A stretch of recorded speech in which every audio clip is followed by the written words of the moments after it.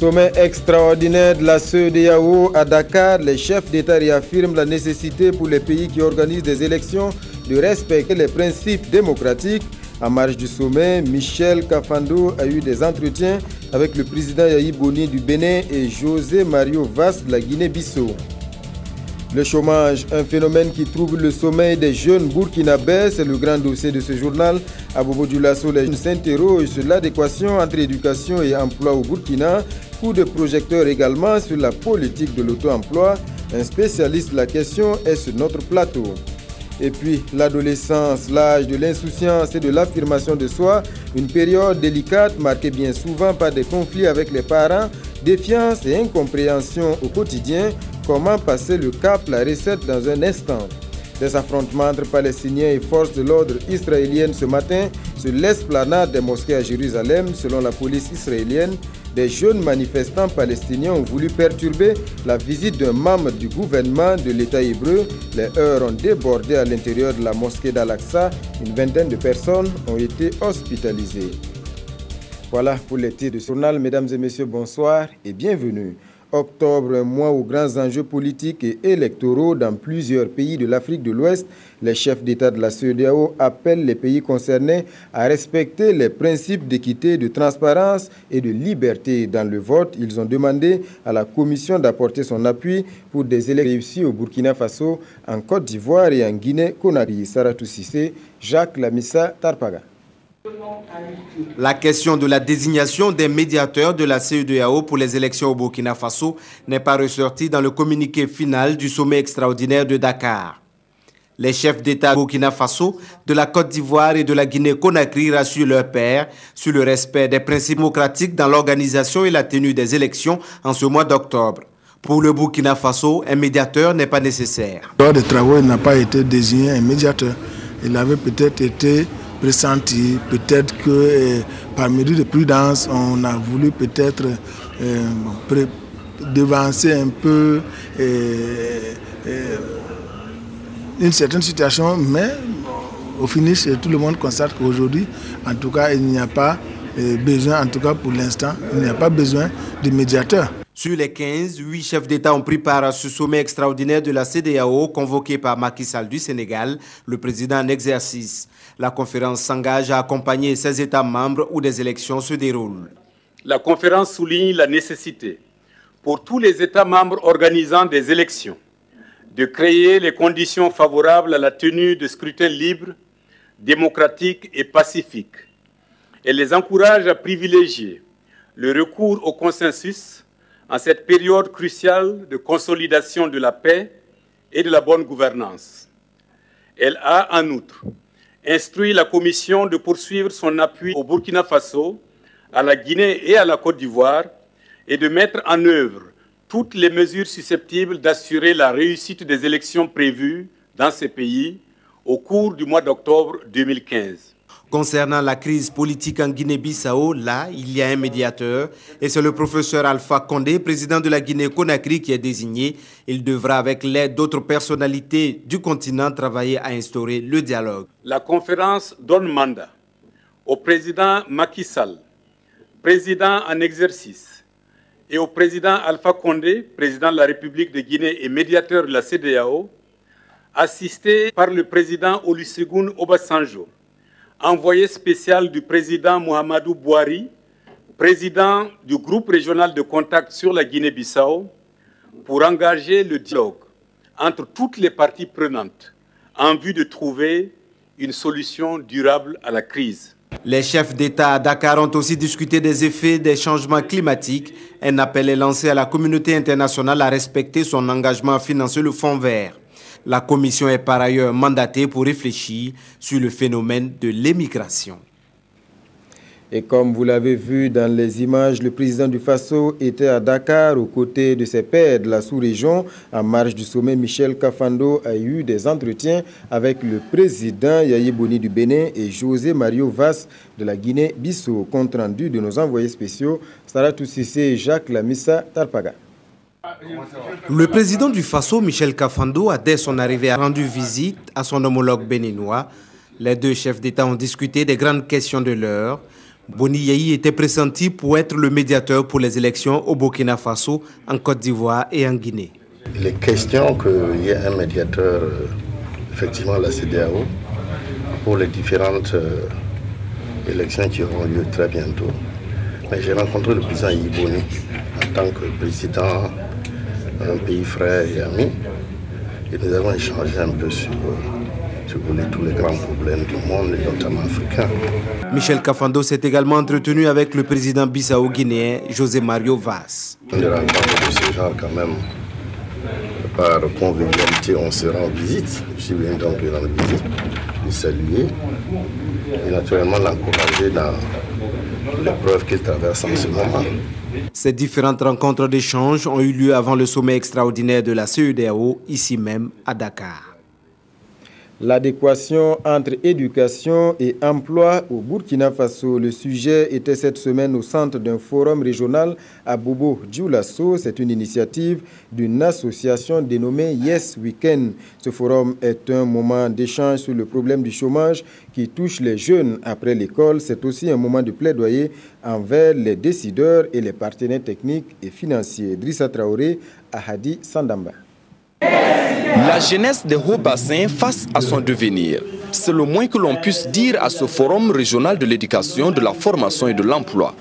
Une initiative portée par l'association Yes Weekend, oui nous le pouvons.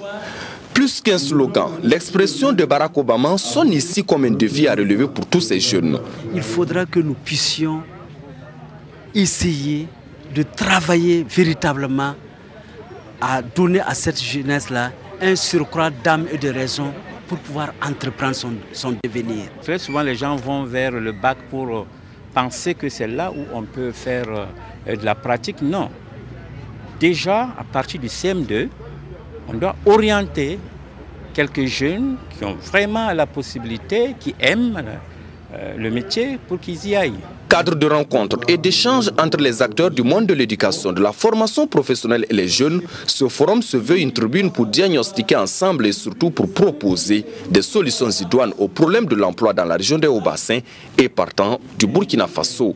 Et les conclusions, n'est-ce pas, de ce forum vont nous permettre d'avoir, n'est-ce pas, des éléments pour pouvoir constituer un plaidoyer auprès des autorités pour qu'en 2016, le budget alloué, affecté à la jeunesse puisse être conséquent. Conséquent et surtout accessible à tout jeune porteur de projets fiables. Et c'est peut-être à ce prix que l'on pourra faire tomber les clichés négatifs collés à la jeunesse bobolaise durant les organisateurs du forum.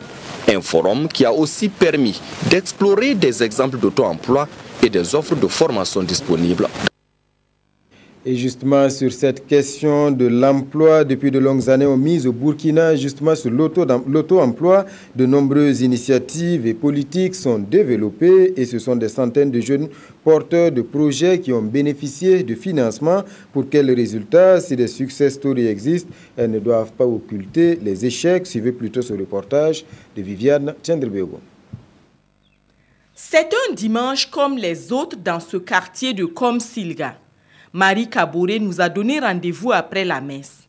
Nous la retrouvons donc chez elle, se préparant à entamer sa journée de travail. Aujourd'hui, Marie Kaboré est tisseuse, mais ce que beaucoup ignorent, c'est qu'elle fait partie de la première promotion des 1000 jeunes filles formées au Sourou. Quand on lit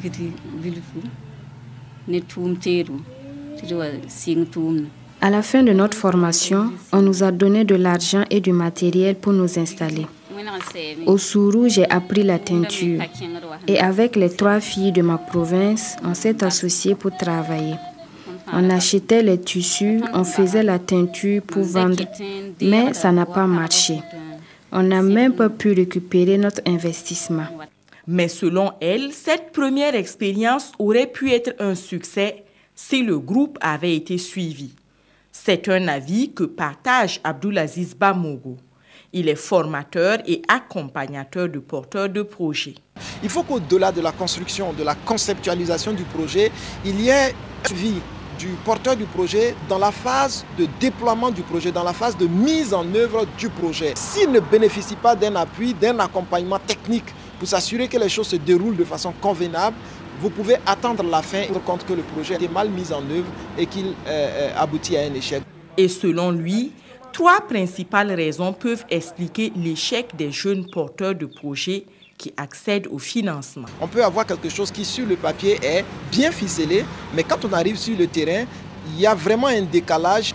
Deuxième raison qu'on peut évoquer, c'est la qualité même des porteurs de projets d'entreprise. Vous avez des gens qui peuvent bénéficier du financement, mais quand ils ont le financement, ce dans quoi ils vont investir l'argent, ce n'est pas ce qui a été prévu par le projet. Troisième raison qu'on peut évoquer, c'est les compétences managériales des porteurs de projets d'entreprise. Parce que l'expérience qu'on a, c'est que ceux qui vont demander les financements de l'État, ce sont des gens qui ont fait de l'apprentissage, de la formation sur une activité professionnelle, sur un métier.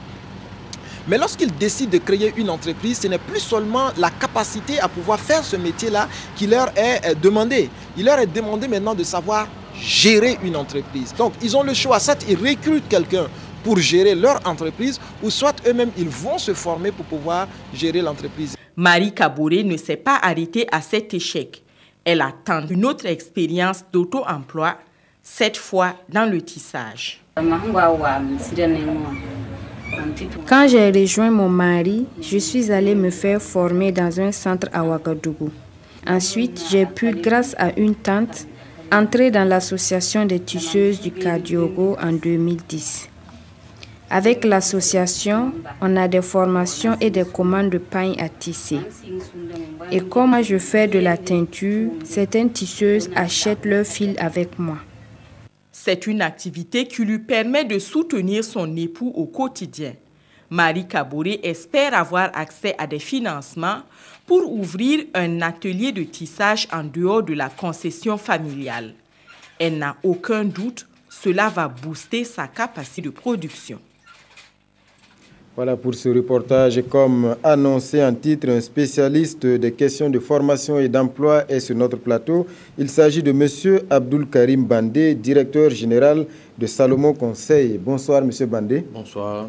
Alors on l'a vu dans le premier reportage, certains s'interrogent sur l'adéquation entre l'école et l'emploi au Burkina. La question n'est pas nouvelle.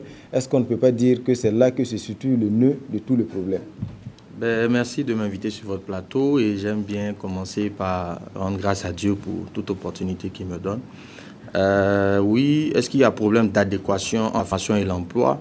Moi, je dirais plus que le problème est lié même au choix du métier, parce que le processus de choix de métier est fait de manière arbitraire en général. En fait, j'ai la chance d'être consultant pour un outil qui a réalisé des années de recherche aux États-Unis pendant 10 ans, avec des millions de dollars investis. Ils sont arrivés à la conclusion que le choix d'un métier doit dépendre de 4 variables. La personnalité, les centres d'intérêt, les capacités et les valeurs. Malheureusement, les gens s'engagent dans des métiers et ils découvrent par la suite que ça ne leur correspond pas. Parce que quoi qu'on dise, l'entreprise a besoin de gens qui peuvent lui permettre de gagner. On ne veut pas juste te recruter pour te recruter, on veut te recruter pour que tu sois une solution. Donc on ne recrute que parmi les meilleures solutions. Donc si le choix au départ est mauvais, il y a toutes les chances que l'obtention de l'emploi devienne difficile. Mais avant même le choix, ça veut dire que ici, la question qui est posée, c'est en fait l'adéquation même des curriculaires. Parce qu'on a toujours dénoncé cette forme d'instruction qui est théorique et qui n'est véritablement pas orientée vers l'apprentissage d'un métier. Voilà, on a des diplômés qui sont là, mais qui ne savent pratiquement rien faire. Voilà, c'est ce que je dis. Je ne pense pas que le problème soit tant... C'est vrai qu'il faut améliorer l'adéquation. Mais pour moi, le problème n'est pas vraiment situé au niveau même de l'adéquation, mais c'est situé au niveau du choix des individus. Parce que ce qui est donné est très suffisant. Moi, j'ai des amis qui sont allés poursuivre l'étude en Europe, mais ils n'avaient rien appris par rapport à ce que nous, on avait vu ici. En DUT déjà. Donc, ce n'est pas tant que la qualité de la formation qui est donnée n'est pas adaptée. C'est est-ce que l'individu est dans le domaine où il devrait être de mon point de vue. Parce que là, il y a beaucoup de ratés. Pour moi, ce n'est pas trop un problème d'adéquation. Je suis enseignant dans les écoles de commerce. Je peux vous dire que 80%, pour être optimiste, 80% des gens qui sortent ne méritent pas les diplômes qu'ils ont. Parce que pour beaucoup, ils y vont juste pour un papier, mais pas pour acquérir de la connaissance. Et je le dis depuis l'école, vous aurez du mal à trouver un emploi. Parce que l'entreprise, une organisation donnée ne veut pas juste quelqu'un à qui on va payer un salaire. D'accord? Donc je ne pense pas, de mon point de vue, que ce soit tant un problème de contenu de formation, mais c'est plutôt un problème d'orientation. Parce qu'il y a vraiment un vide dans la matière. Je crois que si déjà avec les contenus que nous avons, il y avait une meilleure orientation, le problème sera déjà beaucoup résolu de mon point de vue. Alors au Burkina Faso, depuis de longues années, on mise donc sur l'auto-emploi. Les questions d'employabilité chaque fois, voilà, de nombreux jeunes porteurs de projets ont bénéficié de financement. Selon vous, M. Bandé, qu'est-ce qu'un bon projet pour un jeune? Alors, la question même, c'est d'abord pourquoi un projet, pourquoi entreprendre? Parce que, comme je le disais encore, le truc, c'est d'être une solution. Ce n'est pas le fait de posséder une entreprise. Je pense que si on devait faire des statistiques, il doit y avoir entre 75 et 90% des entreprises créées qui ne fonctionnent pas. Donc, on allé à la maison de l'entreprise, on a fait toutes les procédures, mais on a une entreprise dans son sac, mais qui ne tourne pas. Ça veut dire que la création de l'entreprise ne répond pas à une demande qui existe. Voilà, la motivation, en fait, c'est que, bon, j'ai rien à faire, on a dit qu'il y a un fonds, alors je vais juste pour bénéficier du fonds et créer une entreprise pour essayer de voir. Parce que l'autre a une entreprise qui tourne, peut-être que moi aussi, mon entreprise va tourner. Ça, c'est déjà un échec programmé. Parce qu'une entreprise, en fait, c'est une question de rapport besoin et marché. Vous voyez, c'est le marché, la réponse, la relation entre l'offre et la demande. Donc, lorsque je crée une entreprise, mon but devrait être de savoir quel est le besoin auquel je veux répondre. Et est-ce que je serai une réponse à ce besoin? Tant que je pense au besoin, j'aurai des affaires, j'aurai du marché. Mais si je ne suis pas une réponse, aucun de nous ne prendra sa moto à aller donner à un mécanicien qui ne peut pas la réparer. Ou qui la répare et que chaque fois qu'il y a des problèmes. Mais celui qui le fait déjà bien, il s'assure d'avoir un marché. Donc le tout n'est pas de créer une entreprise, mais le tout d'être une solution. Donc à chacun de savoir, je suis convaincu que nombreux sont ceux qui ont des solutions pour plusieurs besoins. Mais souvent, ils ne les connaissent même pas. Ils ne prennent pas le temps d'identifier les réelles compétences qu'ils ont pour faire la différence lorsqu'ils vont s'engager.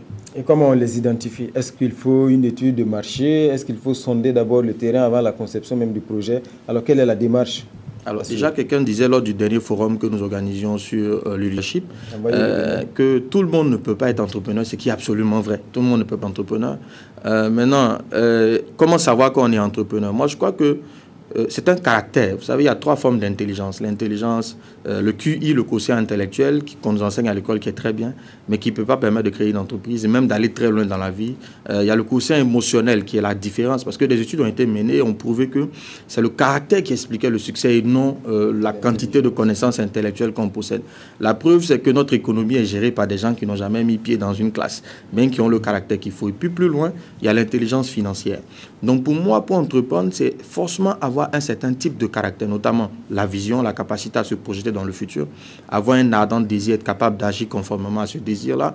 Il y a également la détermination, parce que c'est très dur, c'est la somme d'échecs en réalité qui font un entrepreneur. Tout entrepreneur, s'il vous donne son parcours, vous êtes sûr que plusieurs personnes auraient abandonné très tôt, parce qu'il y a beaucoup d'échecs sur le chemin.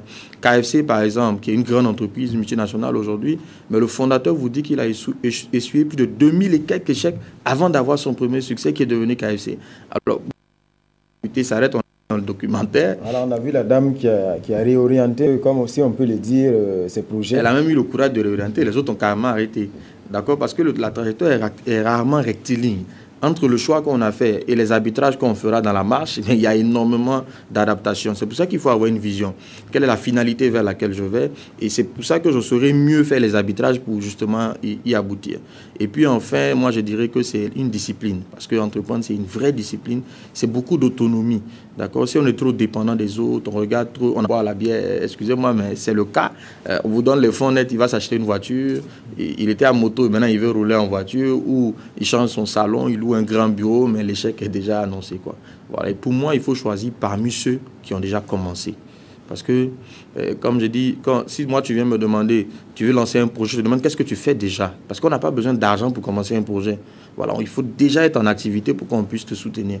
Mais quelqu'un qui ne fait absolument rien, je crois que c'est risqué de lui donner de l'argent. On va le détruire de mon point de vue. Alors, donc, selon vous, est-ce que la stratégie qui est adoptée actuellement au Burkina Faso est la bonne? Parce qu'on sait qu'on a beaucoup de fonds qui ont été mis en place, exact, notamment au ministère de la Jeunesse, qui accompagne donc ces jeunes porteurs de projets. Mais comme vous l'avez dit, il faut partir déjà de quelque chose. Exact. Ça veut dire déjà que dès le départ, il y a quelque chose qui ne va pas. Exact. Je pense que l'échec, je n'ai pas fait d'études là-dessus, mais l'échec qu'on observe apparemment sur les financements qui sont donnés, de mon point de vue, sont liés plus au recrutement. Vous voyez, si on prend les meilleures écoles au Burkina, qui font les meilleurs scores au bac, par exemple, ou au CEP ou au BPC, ce n'est pas tant les enseignants, ce n'est pas tant l'école, mais c'est le recrutement. Parce que si vous avez les meilleurs, vous avez de meilleurs résultats. Si vous avez des moyens, vous aurez des résultats moyens. Si vous avez des faibles, vous n'aurez rien. Même si vous pouvez relever un peu leur niveau. Alors, si on veut financer des projets qui marchent, il faut prendre des gagneurs. Et pour moi, le gagnant, c'est qui? C'est le jeune homme que je vois dans la rue, se réveille à 4 h du matin, avec autant de bagages sur son dos, qui se promène. Lui, s'il reçoit un financement, il peut développer.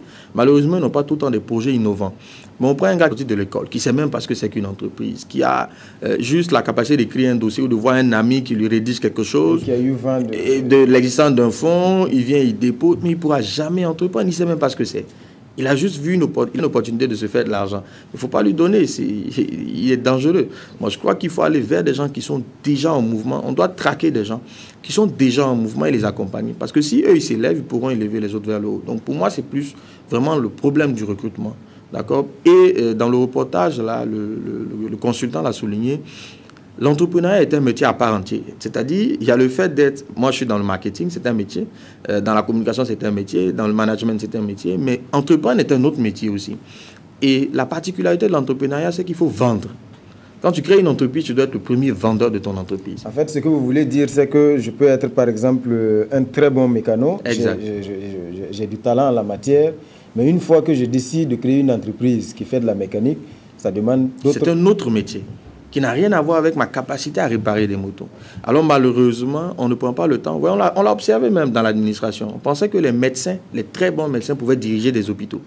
On s'est rendu compte très tôt que ça n'avait rien à voir. C'est pas parce que tu es le meilleur à réaliser une opération que tu peux être le meilleur à diriger des hommes.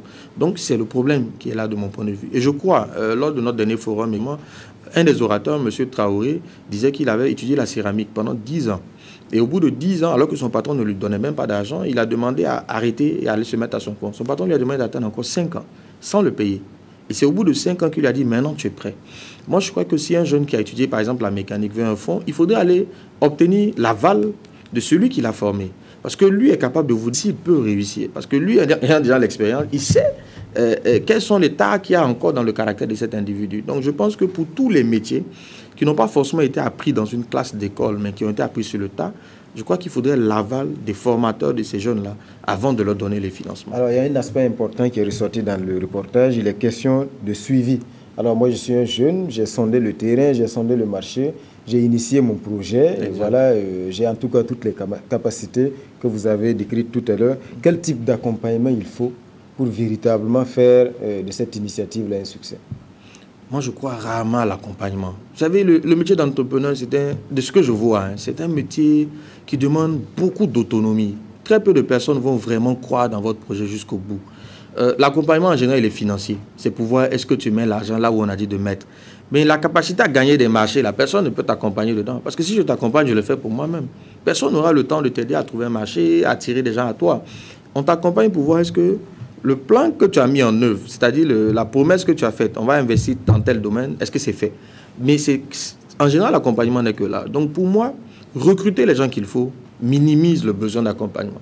Parce que si vous prenez des médiocres, vous aurez beau les accompagner, ils vont échouer. Ils vont échouer. Donc de mon point de vue, c'est de véritablement mettre l'effort au niveau du recrutement. Il faut qu'on accepte de dire quelque chose. Moi, je suis franc dans ce que je... C'est une de mes valeurs d'être franc. C'est que beaucoup de nos jeunes n'étudient plus. C'est-à-dire ne se forment plus. On est tombé dans une forme de médiocrité. Il ne faut pas qu'on demande à des médiocres de produire du résultat. Vaut mieux qu'on dise la vérité aux gens. Mettez-vous au sérieux, apprenez, déterminez-vous. Et c'est ce qui va vous donner de réussir. Voilà ce que Selon vous, est-ce qu'on fait suffisamment confiance aux jeunes? Parce que vous avez évoqué un aspect important, ça veut dire accéder au marché. Par exemple, pour que l'État donne un marché, par exemple, à un jeune qui a un projet véritablement d'avenir, est-ce qu'on a franchi ce cap? Est-ce que nous sommes dans une société où on est prêt à donner véritablement ces marchés-là à des jeunes prometteurs? Alors, au dernier forum, encore, je reviens dessus parce qu'on avait pas mal de clés. Un des orateurs, M. Tanagda, faisait remarquer qu'à leur époque, quand ils étaient jeunes aussi, les aînés ne leur faisaient pas confiance. Ce n'est pas une chose qui va changer. Parce que la confiance ne se donne pas, elle se gagne. Voilà, moi, j'ai envie de dire, moi, si tu me rencontres, tu es obligé de me faire confiance. Je suis jeune, j'ai 34 ans, mais tu es obligé de me faire confiance. Parce que je ne te laisse pas le choix. Je ne pense pas qu'on puisse faire confiance comme ça. Qu'est-ce que tu as fait pour mériter la confiance? Donc, ce n'est pas une question de jeunesse de mon point de vue. C'est parce que dès l'instant que les gens vous font confiance, votre âge ne compte plus. Mais tant qu'on ne vous fait pas confiance, justement, l'âge tient un coup. Donc, il appartient aux jeunes de démontrer qu'ils sont responsables. C'est-à-dire, lorsque les jeunes démontreront qu'ils sont responsables, généralement, on leur fera confiance. Maintenant, lorsque, à niveau de compétence égale, On estime que ton âge ne te permet pas de faire, c'est dommage. Ça, c'est un problème. Voilà, c'est là où c'est dommage. Mais de manière générale, il faut dire que très peu de jeunes donnent une bonne impression. Je suis jeune, je ne vais pas prêcher pour prêcher. Hein. Je préfère, de mon point de vue, être sincère. Je peux peut-être me tromper, mais je dis que jeunes, on ne fait pas assez d'efforts justement pour mériter la confiance. Et j'invite, c'est vrai, pour tous ceux-là qui font des efforts, en tout cas, nos aînés à accompagner. Mais il ne faut pas qu'on jette la responsabilité uniquement au manque de confiance, parce que de mon point de vue, la confiance se gagne et ne donne pas. Alors pour finir, vous avez évoqué plusieurs fois ce forum. Oui. Alors il s'agit du forum national donc de leadership. Exact. Alors un dernier mot là-dessus. Alors en tout cas le forum, on est à la 2e édition. On l'avait déjà fait la première édition en mars dernier. Et on a eu le défi de le faire chaque 6 mois. Donc dans 6 mois encore, on sera au 3e forum. Et notre but justement, c'est de sortir des formations théoriques, mais de prendre des personnes qui gagnent bien, qui réussissent bien, et de partir de leur vie pour enseigner des principes. Pour dire aux jeunes que, par exemple, je vous donne l'exemple, je ne donnerai pas son nom, mais il dit que à l'âge au CM2, il a échoué au CEP. Et quand il a échoué au CEP, son père ne pouvait plus lui payer des études. Et il décide de cirer des chaussures. Si, je vous assure que je le connais, ça fait des années. Je n'ai jamais imaginé que ce monsieur-là, dans sa vie, un jour, a eu à cirer des chaussures. Donc, quand des jeunes qui pensaient qu'il est né avec une cuillère en argent dans la bouche se rendent compte que ce monsieur a ciré ses chaussures pour se payer ses études, jusqu'à devenir celui qu'il est, ils se rendent compte que c'est possible. D'accord? Donc, pour nous, c'est ça. Comment enseigner par l'exemple? D'accord? C'est une forme, j'ai envie de dire, de coaching. D'accord? Parce que beaucoup de jeunes croient qu'il faut un apport extérieur pour pouvoir réussir. Non, moi je dis le potentiel est en chacun de nous. À nous de le libérer et dans ta marche, des gens t'aideront. Mais c'est pas...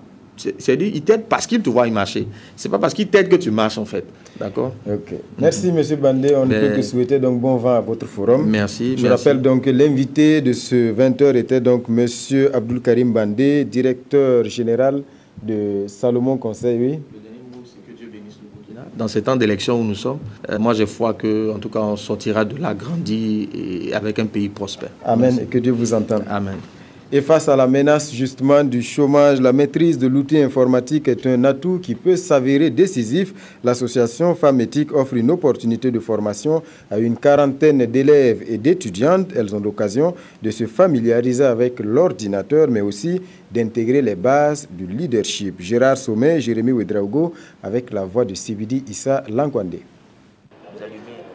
Face à son instructeur, cette jeune fille apprend à se familiariser avec l'ordinateur. Elles sont au total une quarantaine de filles à recevoir ici des formations en vue d'acquérir les bases de l'informatique. Elles vont également tenter de maîtriser les logiciels de saisie tels que Word et apprendre à surfer sur Internet. C'est juste les bases que l'on va leur donner qui vont leur permettre par la suite, si elles savent comment en tout cas rechercher l'information en ligne, elles pourront par la suite en tout cas améliorer ces acquis qu'elles auront eu au cours de cette édition du Tico féminin. Nous espérons en tout cas, si l'on a les soutiens dans les années à venir, pouvoir décentraliser ça par Bobo, pourquoi pas à Koudgou, pourquoi pas à Waïbia. Cette formation qui se tient une semaine durant est une initiative de l'association Femmes Éthiques. Elle entend apprendre à ses élèves et étudiantes à connaître l'outil informatique et leur dispenser les cours de leadership dans le but de booster leurs rendements académiques. Et puis, je vous le disais en titre, l'adolescence, c'est l'âge de l'insouciance, des rêves et de la passion. Une période d'affirmation de soi marquée bien souvent par des conflits avec les parents, des relations orageuses qu'il faut savoir gérer pour maintenir les jeunes sur le bon chemin. Alors, question, comment expliquer ces conflits entre ados et parents? Quelle est la recette pour gérer au mieux ces situations? Des débuts de réponse dans ce dossier de Nongma Kouda et Touboum Evelyne Dabiré.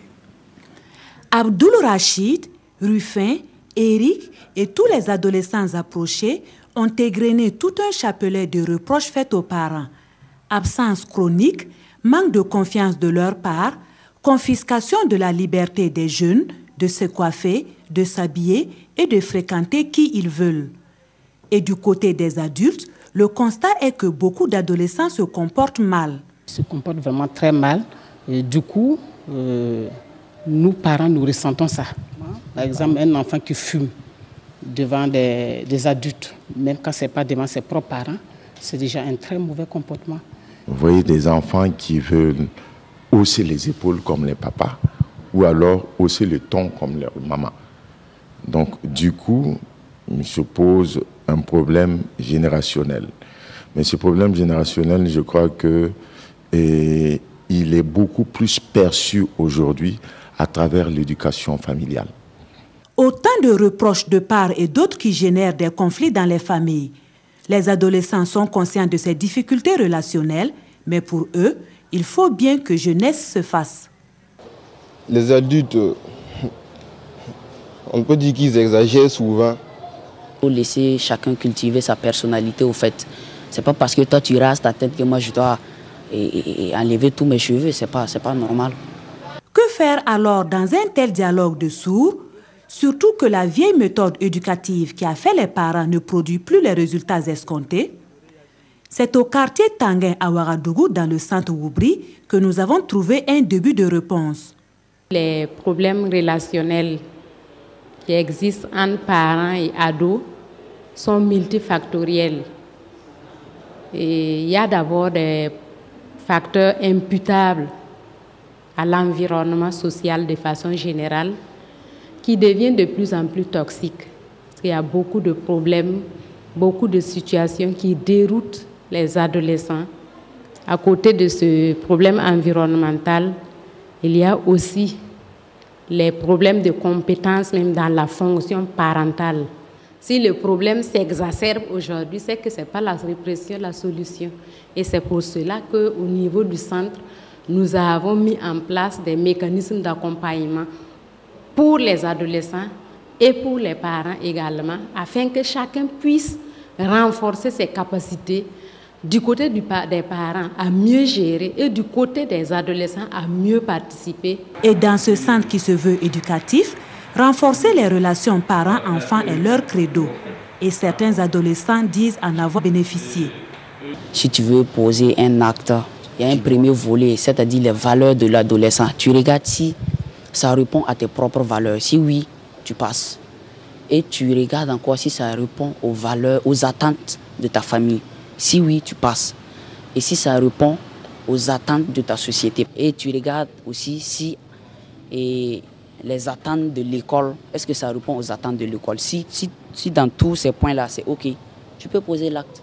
Il y a une chose très importante qui a été apprise, c'est que les vrais meilleurs amis de tout le monde, ce sont ses parents, papa et maman, parce qu'ils veulent notre bien. Donc, c'est éveiller cette conscience-là qu'on peut vraiment progresser dans la vie. Pour les responsables du centre comme Dominique Samba, la fonction parentale est lacunaire et nécessite un apprentissage permanent. Un apprentissage qui pourra améliorer ou renforcer les relations parents-enfants et ainsi mettre fin à la dérive morale de la jeune génération. Voilà pour ce dossier. Les services de sécurité qui ouvrent leurs portes au grand public dans la ville de Dori, la proximité avec les citoyens comme moyen de lutte contre l'insécurité, c'est la vision d'un programme dont la phase 2 vient d'être lancée dans la région. Alexis Ouedraogo et Bernard Diasso. Rassurez-vous, il ne s'agit pas d'un marché de vente d'armes, mais d'une exposition de matériel des services de sécurité de la province du Sénou.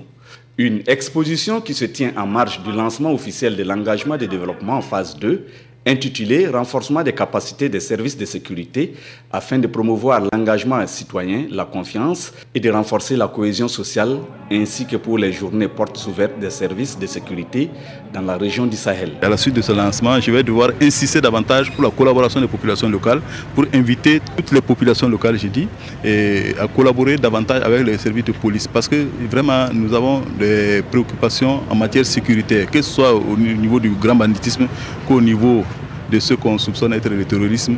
Il y a des préoccupations, il faut que les populations locales collaborent et sans collaboration de la population locale, l'action ne peut pas aboutir. Cette phase vise entre autres à élaborer la cartographie des capacités et des besoins des services de sécurité et des structures communautaires de sécurité et aussi à renforcer l'engagement citoyen et la promotion de la participation en matière de sécurité communautaire. Pour l'instant, le bilan est positif parce qu'il y a déjà donc les formations qui sont initiées à l'endroit des services de sécurité et puis également à l'endroit donc de toutes les couches sociales. Et c'est déjà donc un grand pas pour la lutte contre l'insécurité. Il faut que la population elle-même s'implique pour leur propre sécurité. Voilà, des forces de l'ordre en bonne intelligence avec les populations dans le Sahel. En tout cas, pour briser la glace, le personnel de sécurité ne manque pas d'initiative. Policiers et gendarmes ont tombé la tenue le temps de donner un coup de balai à la gare routière et au grand marché de Dori, et cela en toute complicité avec les citoyens. Claude Ouedraogo. Avec des pelles, râteaux, brouettes, le personnel des services de sécurité, dont la gendarmerie, la police nationale et municipale, les volontaires adjoints de sécurité veulent donner un nouveau visage à la gare centrale et au grand marché de Dori. Et cela à l'occasion des journées portes ouvertes qui se veulent une invite à la population à plus de collaboration avec les services de sécurité. Nous avons voulu, à travers cette activité, nous rapprocher, nous ouvrir davantage donc aux populations afin d'avoir de susciter leur adhésion à nos côtés, et ensemble, main dans la main, nous allons prévenir l'insécurité et puis éventuellement résoudre les problèmes quotidiens de sécurité. Selon les responsables des syndicats des transporteurs de Dori, l'acte posé par les services de sécurité est louable et constitue un appel à la population d'être plus regardant quant à la propriété des alentours du marché. La gare était tellement sale, et le marché aussi est sale, et les caniveaux. J'ai aidé à balayer tout ça. Et c'est venu de la ville propre. Maintenant, on a tout balayé, on a mis du côté. Maintenant, on vient renforcer de la mairie pour qu'ils puissent nous aider pour évacuer. Des déchets plastiques contre du cash. Le projet a été lancé depuis l'année dernière. Résultat, un peu partout au Burkina, beaucoup se sont lancés dans la collecte. Aujourd'hui, le projet semble déborder. Conséquence des tonnes de déchets plastiques entassés dans les habitations et qui attendent toujours. C'est le cas notamment à Bobo-Dioulasso. Et comme vous allez le voir, ce qui devait être une source de revenus pour les populations est à l'origine de nombreuses nuisances et de désagréments. Kadou Romaine Ki. Faire des affaires grâce à la vente des déchets plastiques. L'idée a mobilisé des milliers de personnes autour de la collecte de ces détritus. Et pratiquement, les domiciles sont devenus les principaux lieux de stockage. Nous sommes ici dans les difficultés. Toute la cour est remplie de déchets plastiques et on ne sait vraiment que faire. C'est pour les femmes là. Elles sont venues me demander pour que si je pouvais les laisser, ils vont garder ça là dans quelques jours. Mais cette situation crée d'énormes difficultés et les conséquences sont multiples. Sans mentir, en tout cas, les dépotoirs là, sincèrement, les moustiques là, sincèrement, ça pique. Fort même. Dire que le fait de stocker, d'utiliser les sachets plastiques, ça comporte vraiment des risques pour la santé humaine, animale et même des conséquences pour l'environnement. Nous avons constaté à Bobo ici que souvent les femmes mettent des cadavres de bébés et ils vont abandonner ça sur des tas d'ordures dans des sachets. Selon la réglementation en vigueur au Burkina Faso, le stockage des déchets plastiques à domicile est une pratique interdite. Pour y remédier, la municipalité a sa petite idée. Je crois que l'idéal serait de les rassembler. Les rassembler, nous avons des centres de collecte à travers la ville et aller les déposer là-bas. Nous allons nous charger de l'enlèvement et d'amener ça au niveau de notre CIT là-bas, le centre d'enfouissement technique. L'opération d'achat des déchets plastiques organisée par le gouvernement a montré ses limites. Mais certains ne manquent pas d'initiative. Non, on part au triage d'abord. On trie ça par couleur. Après le triage, maintenant, on part au broyage. Après le broyage, c'est le lavage. Après le séchage, après maintenant, on met dans les sacs. C'est les moyens que nous manquons. Présentement, on a besoin au moins de 2000 m² comme ça pour pouvoir bien travailler. L'insuffisance de moyens financiers met à mal les initiatives de récupération de ces déchets plastiques. Un constat qui vient une fois de plus interpeller à repenser la politique de gestion de ces déchets. Tampelga, un quartier de la commune rurale de Nandjala dans le Boulkiemde, érigé depuis hier en village. C'est la fête pour les ressortissants de la localité. Mais au juste, quelles sont les conditions requises pour qu'un quartier devienne un village? Élément de réponse dans ce reportage de Suleiman Sanou et Frédéric Etienne Bassenga. Le désormais village de Tampelga est en fête. Précédemment quartier du village de Baonguin dans la commune rurale de Nandjala, c'est dans le Boulkiemde, Tampelga a été érigé en village le 7 février 2014. On est tellement contents et tellement joyeux de savoir que, ce qu'on appelait peut-être le quartier est devenu un village. Mais quelles sont les conditions requises pour qu'un ensemble de concessions soit érigé en village? C'est un décret de 2011 qui fixe les conditions et les modalités. Le décret stipule à son article 2 que peut être érigé en village toute agglomération permanente comptant au moins 300 habitants ou 50 ménages et distant d'au moins 3 km de tout autre village du même ressort. Apparemment facile, mais revenons à notre village. Ici à Tampelga, l'association Bougnoman a mis 7 années pour convaincre le gouvernement et ce n'est pas tout. Quand on se sépare, c'est toute une autre chose. Généralement, il y a d'autres qui veulent, il y a d'autres qui ne veulent pas. La raison est que, en tout cas, quand on a un enfant qui veut quitter, aller en Côte d'Ivoire comme ça, premièrement, les premiers intéressés tels que les papas, les mamans, ne seront pas du tout contents. Mais au finish, ils vont savoir à la longue l'intérêt de cette séparation. À Tampelga, les habitants n'ont qu'une chose désormais en tête, le développement.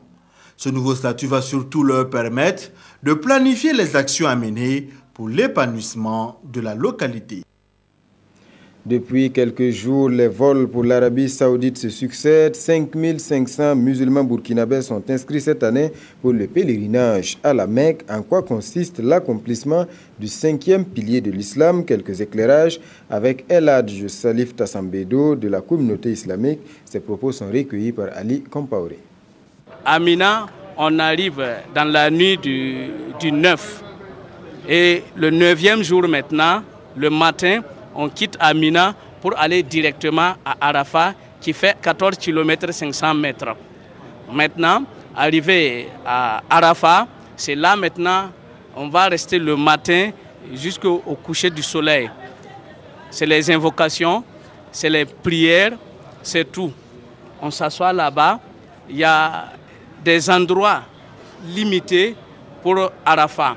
On demande à tout un pèlerin qui veut être un pèlerin de rester dans le cadre. Maintenant, après le soir, on va quitter Arafat pour Muzdalifa. Et là-bas, le prophète sallallahu alayhi wa sallam nous a recommandé de ne pas prier Maghrib et Isha si ce n'est pas à Muzdalifa. Après Muzdalifa, maintenant, c'est Amina, là où on va lapider Shaitan. Donc après avoir lapidé, on doit raser la tête et égorger le mouton et aller faire tawaf l'ifada.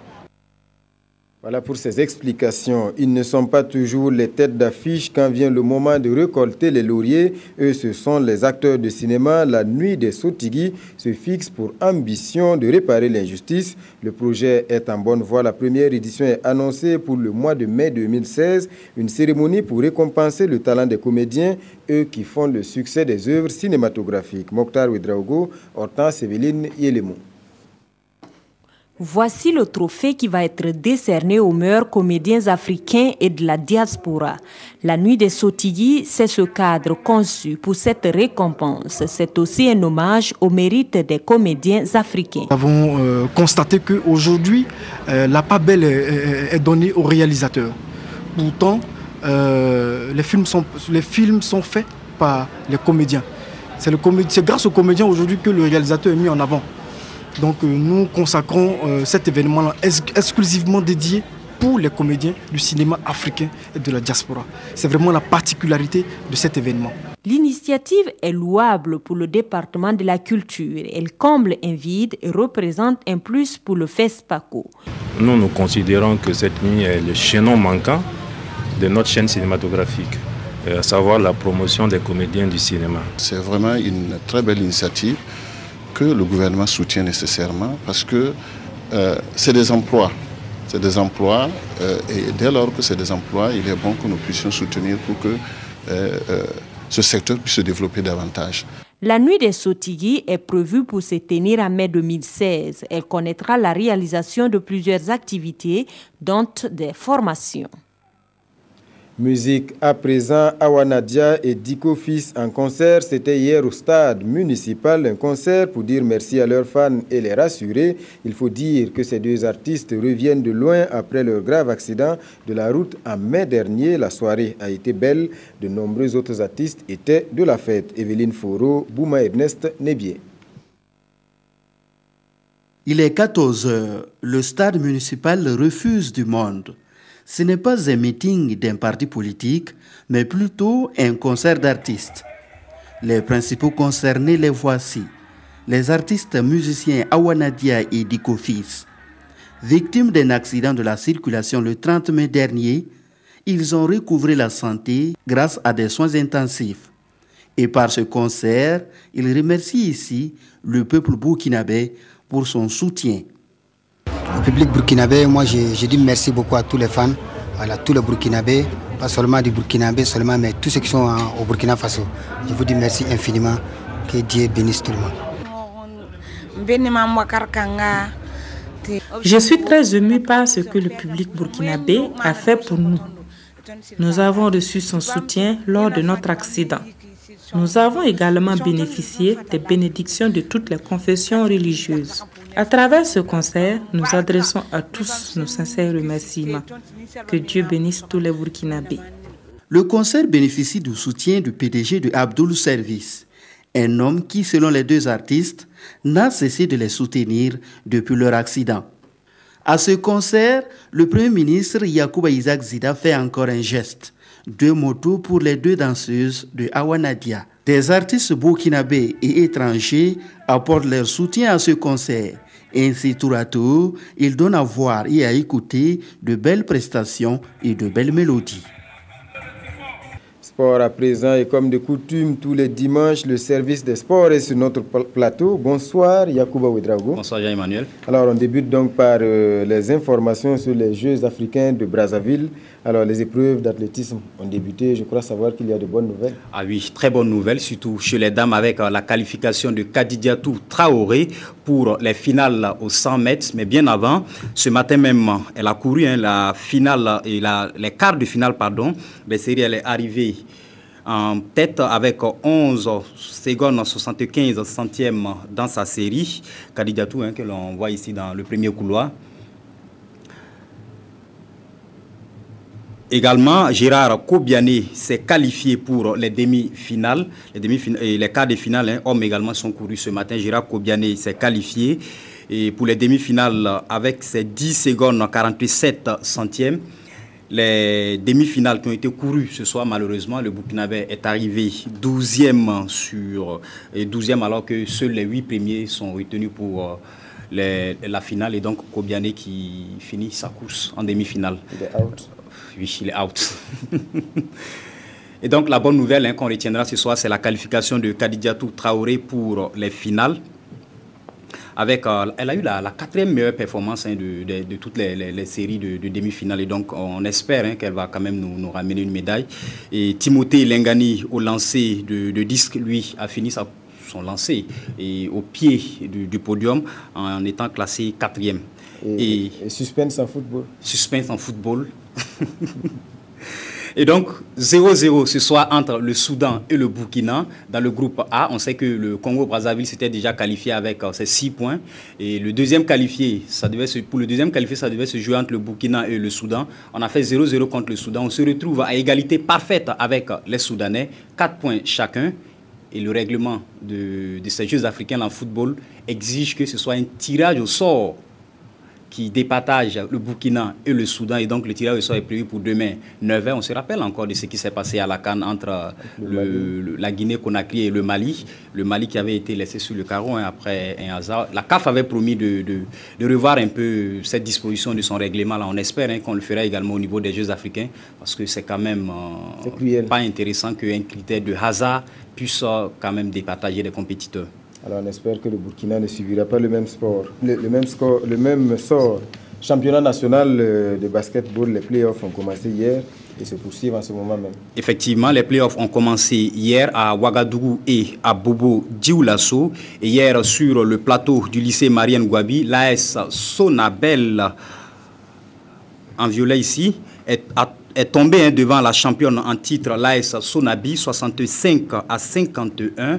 En seconde rencontre de la soirée, le RCK a tombé l'étoile filante de Ouagadougou sur le score de 55-40.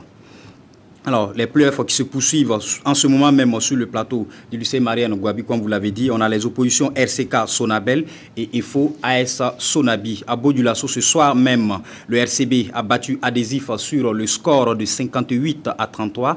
Et en seconde rencontre, toujours à Bodulasso, Diadème a pris le dessus sur l'USFRAN, 44-33. D'autres informations, mais à développer certainement demain au magazine d'Espoir. À 21h. Rendez-vous est pris. Merci d'être passé sur ce plateau. Merci à vous. Voilà, mesdames et messieurs, c'est la fin de ce journal. Toute l'équipe de cette semaine vous remercie pour votre attention. Bonne suite de programme.